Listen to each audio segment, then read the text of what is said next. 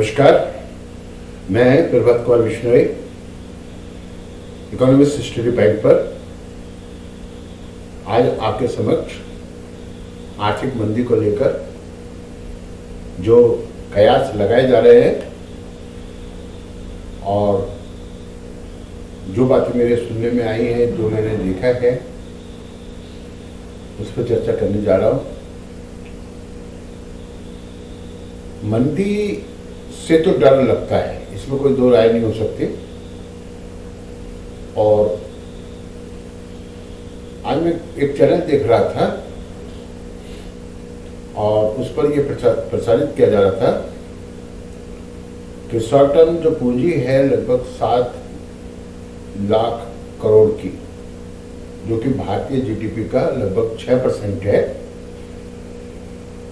वो जो विदेशी पूंजी है उसको निकालने की बात हो रही है। और भारतीय रिजर्व बैंक ने इस प्रकार का कोई लेख जारी किया है, कोई पत्र जारी किया है, जिसमें ये कहा गया है कि ये कंपनियां जो हैं अपना 6 लाख करोड़ का जो उनका निवेश है वो वापस ले जा सकती है। बहुत अच्छी बात है। इसी के साथ उन्होंने ये भी कहा है कि लगभग जो हमारी विकास दर है 7 के लगभग, जो भी 7% के लगभग जा रही है जीडीपी का, तो वो कोरोना काल के पीरियड में पहुंच जाएगी। अब क्या कहें आपसे, ये जो कयास लगाए गए हैं, जो कयास चल रहे हैं, ये वास्तव में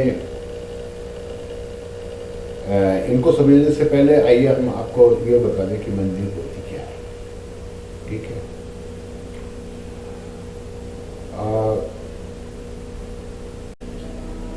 अब जैसे कभी कभी देखते हैं अर्थव्यवस्था में बहुत ज़्यादा तेजी, जिसको महंगाई बोलते हैं, कभी कभी बहुत ज़्यादा मंदी, सुस्ती आती है, मंदी में गिरावट शुरू हो जाती है। एक को हम कहते हैं मुद्रा प्रसार, दूसरे को कहते हैं मुद्रास्फीति, है ना। ये हैं दोनों आर्थिक बीमारियां। और जो पूंजीगत अर्थव्यवस्थाएं होती है, पूंजीवादी अर्थव्यवस्थाएं होती है, वहाँ ये दोनों बीमारियां क्रम से कभी मंदी, कभी तेजी, कभी मंदी, तो हमेशा चलता रहता है, इसमें कोई बात ही नहीं है ना। निवारण भी हो जाता है उसका। प्रोफेसर किन्स का जो पूरा दर्शन है, जो उनकी पूरी पुस्तक है general theory of employment, interest and money, तो उसमें विस्तार पूर्वक इस बात को बताया गया है। जहाँ तक अमेरिका की बात है, अमेरिका को लेकर ये बात कही जाती है, अमेरिका को किसी चीज से डर नहीं लगता। ठीक है, वो ना मिसाइल से डरता है, ना परमाणु बम से डरता है। उसे डर लगता है ना तो मंदी से डर लगता है? अब ये जो मंदी है, या जिसको हम मुद्रा संकुचन कहते हैं, और दूसरी तरफ है मुद्रा प्रसार। तो प्रसार में तो ये होता है ना, प्रसार का मतलब होता है फैलाव, गति। जैसे साइकिल का ट्यूब होता है, साइकिल का जो ट्यूब होता है उसमें लिखा रहता है साइकिल के उस पर इन्फ्लेट हार्ड, खूब हवा भरी, तो मतलब उसका मतलब खूब फैलाइए, फैलाव। जब किसी भी रूप में मुद्रा की मात्रा उत्पादन की तुलना में तेजी से बढ़ती है, यानी उत्पादन में उतनी तेजी, उत्पादन में वृद्धि नहीं होती जितनी कि मुद्रा में वृद्धि होती है किसी भी रूप में। 6 अवस्थाएं हैं इसकी, एक अवस्था नहीं है।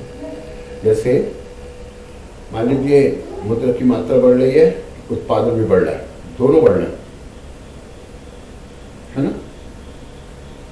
लेकिन मुद्रा की मात्रा तेजी से बढ़ रही है, तो उसको कहते हैं इन्फ्लेशन। दोनों गिर रहे हों लेकिन उत्पादन तेजी से गिर रहा हो, तो इसको कहते हैं इन्फ्लेशन। ठीक है, मुद्रा की उत्पादन जो है ना, वो तो गिर रहा है और मुद्रा की मात्रा स्थिर है, तभी मुद्रा प्रसार कहलाता है। और यदि क्या चाहिए? उत्पादन स्थिर है, मुद्रा की मात्रा बढ़ रही है, तब भी मुद्रा प्रसार कहलाता है। तो मतलब 6 स्थितियां हैं इस प्रकार की। अब ये एक चीज इसके जस्ट विपरीत जो है मुद्रा स्फीति है, मुद्रा संकुचन है। मुद्रा संकुचन में क्या होता है कि मुद्रा की मात्रा में उत्पादन की तुलना में कमी आती है। फलस्वरूप लोगों के हाथ में क्रय शक्ति का अभाव होता है, फलस्वरूप उनके द्वारा मांग कम होती है वस्तु और सेवाओं की, फलस्वरूप वस्तु और सेवाओं के मूल्यों में गिरावट आती है। ठीक है, और मूल्यों में गिरावट का जब दौर शुरू होता है तो एक भ्रम सा उत्पन्न हो जाता है समाज के अंदर, और ये भ्रम इतना भयंकर हो जाता है कि लोग ये सोचते हैं कि जब मूल्य और गिरेंगे तभी वो वस्तु खरीदेंगे। तो परिणाम ये होता है कि मूल्यों में गिरावट का जो क्रम है एक बार जब शुरू होता है वो तब तक नहीं रुकता जब तक कि पूरी अर्थव्यवस्था को ध्वस्त नहीं कर देता, तहस नहस नहीं कर देता। इसमें क्या होता है? इसमें होता ये है कि जो रोजगार है वो गिरता है, लोगों की आय गिरती है, उद्योगों में चटनी होती है ना, उद्योगों का माल नहीं बिकता लोगों के पास क्रय शक्ति के अभाव के कारण, है ना, और बैंकों का कर्ज वापस नहीं होता, बैंक दिवालिया होने लगते हैं। ठीक है, मुद्रा संकुचन का प्रभाव बहुत ही व्यापक होता है, और एक अर्थशास्त्री ने कहा कि मुद्रा संकुचन अन्यायपूर्ण है, मुद्रा प्रसार अन्यायपूर्ण है, मुद्रा संकुचन अनुपयुक्त है, और इन दोनों में संभवतः मुद्रा संकुचन अत्यधिक बुरा है। तो साथियों, ये तो बात आपकी समझ में आ गई होगी कि मुद्रा संकुचन होता क्या है। मुद्रा संकुचन अर्थात मंदी जब आती है तो लोगों के हाथों में क्रय शक्ति का अभाव पैदा हो जाता है, और क्रय शक्ति के अभाव के कारण लोग वस्तु सेवाएं नहीं खरीद पाते। अब बात ये चल रही है, चर्चा ये चल रही है, आप देखिए ना, एक तरफ तो भारत को तेजी से विकसित होती हुई अर्थव्यवस्था बोला जा रहा है, बोला क्या जा रहा है ही, जो भ्रांति फैलाने की कोशिश कर रहे हैं उनका तो हम क्या कह सकते हैं। एक तरफ पिछले दिनों हमने ये भी सुना था कि सारे जितनी भी कंपनियां हैं चीन से अपने जितने भी वो हैं उठा के अपनी फैक्ट्रियों को भारत शिफ्ट कर रही है। अब दूसरी तरफ इस बात का रोना सामने आ रहा है कि अर्थव्यवस्था में जो है लगभग 7 लाख करोड़ रुपया वो निष्कासित हो जाएगा, और भारत में विकास दर भी गिर जाएगी और मंदी आ जाएगी। तो साथियों, इन दोनों ही बातों में बड़ा जमीन आसमान का अंतर लगता है। एक तरफ हम ब्रिक्स में इतनी बोल्ड आवाज में बोल रहे हैं, भारत में जो है विविध राष्ट्रों का विश्वास बढ़ रहा है, और दूसरी तरफ अनावश्यक रूप से जो ये मंदी का रोना शुरू किया है लोगों ने, वो बड़ा ही संदेहास्पद है, अविश्वसनीय है।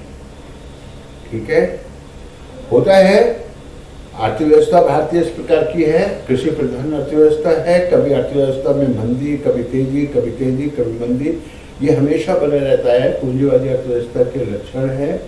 भारतीय रिजर्व बैंक जब मंदी की अवस्था होती है तो सस्ती मुद्रा नीति लागू करता है, अर्थात ब्याज दरों में कमी करता है, जिससे लिक्विडिटी जो है बैंकों के पास बढ़ती है, बैंक जो है आज तो बैंकों के पास में इतनी मुद्रा है, इतने वो लोन बढ़ाने की बात कर रहे हैं, है ना, और आप कह रहे हो कि साहब मुद्रा स्फीति आ जाएगी, मुद्रा अविस्फीति आ जाएगी, है ना, तो ये तो बहुत ही गलत बात है। आज बैंक, अभी रिजर्व बैंक ने SBI को बोला है कि आप ऋण दीजिए, उदारता पूर्वक ऋण दीजिए, है ना, बढ़ाइए। एक तरफ तो रिजर्व बैंक ये कह रहा है, और दूसरी तरफ उसी की रिपोर्ट का हवाला देकर कोई बंदा ये बोल रहा है कि 7 लाख करोड़ रुपए जो शॉर्ट टर्म जो पूंजी है वो विदेशों यानी कि अपने देश से विदेशी लोग जो है निकाल के ले जाएंगे, जिससे जो है अर्थव्यवस्था पर बुरा प्रभाव पड़ेगा। तो ये दोनों ही बातें ऐसी हैं कि बचती नहीं है, और ये 6% जो हमारे जीडीपी का है, ये इतनी बड़ी रकम नहीं है कि जिसका हम मुकाबला ना कर सकें। ठीक है, लेकिन यहाँ पे ये बात जरूर ध्यान में रखने की है कि जिस तरीके से सरकार के विरुद्ध एक अलग सा माहौल बनाने की कोशिश की जा रही है ना, और अफवाहों का बाजार गर्म है, उस पर ध्यान देने की बहुत ज़्यादा जरूरत है। तो साथियों, मंदी आएगी या नहीं आएगी ये तो बात अलग की है, लेकिन हम आपको विश्वास के साथ ये कह सकते हैं, ठीक है, कि जब मंदी आएगी तो भारत उसका दृढ़ता के साथ मुकाबला कर सकता है। इतना सक्षम है भारत, अपने को ही नहीं दूसरों को भी बचाने की क्षमता भारत के अंदर। यहाँ केवल इतना जरूर आपने करना है कि इस प्रकार के अफवाहों से बचना है ना। कोरोना काल में हम थोड़ा परेशान हो गए, भाई मामूली बात तो थी नहीं, कोरोना एक महामारी थी, उसमें तुमको परेशान होने था, हमारे विकास दर भी गिरी। लेकिन कोरोना का जिस प्रकार से भारत ने मुकाबला किया वो सब आपके सामने, आपको मालूम भी है। भारत ने खुद बचा, दूसरों को बचाया, 3 वैक्सीन भारत ने दे दी विश्व को। हमारे समय में जो नहीं होता था, जो देश के अंदर नहीं थे, उनको बनाया, है ना। जो भी आवश्यक रिक्वायरमेंट थी सब पूरी की। मार्क्स विदेशों से खरीदे जा रहे हैं, आज मार्क्स ही मार्क्स, चाहे जितने मार्क्स हैं, 95 मार्क्स मार्केट में है, वो तो खैर आपको लगाने भी चाहिए। कोरोना तो फिर भी है, कोरोना फिर आ रहा है, ये भी एक बड़ी बात है ना। अभी अफगानिस्तान में भूकंप आया, प्रधानमंत्री ने कहा कि हम जितनी भी जरूरत है वो देंगे, उनकी जो भी क्राइसिस हुआ है वहाँ भूकंप को लेकर, उसमें भारत जो है मदद देगा।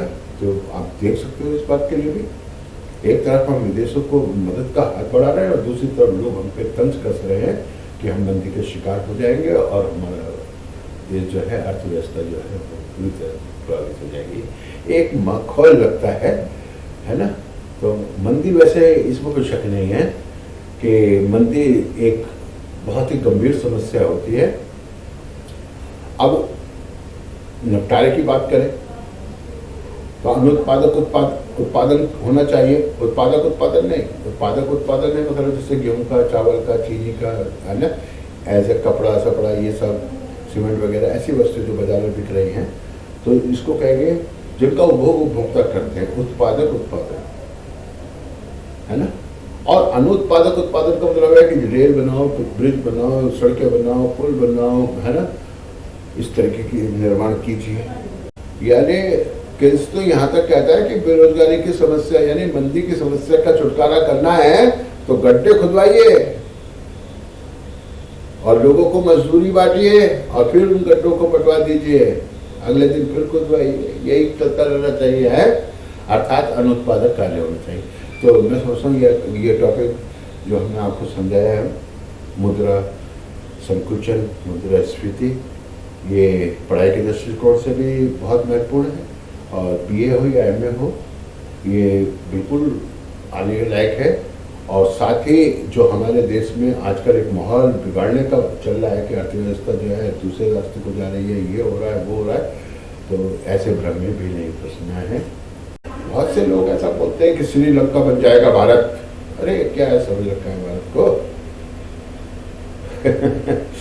श्रीलंका भारत के तमिलनाडु के बराबर भी नहीं है। क्या समझ रखा है भारत को? तो छोटा मोटा है क्या भारत? श्रीलंका बन जाएगा। मुझे बड़ा अफसोस होता है उन लोगों के विचारों को सुनकर कि ऐसा क्राइसिस पैदा हो जाएगा, ये हो जाएगा, सो हो जाएगा। अफवाह ना उड़ाइए, अफवाह उड़ाने से देश का भला नहीं होने वाला है। ठीक है, तो साथियों आज के लिए इतना ही, फिर मिलेंगे अगले वीडियो में। नमस्कार, धन्यवाद।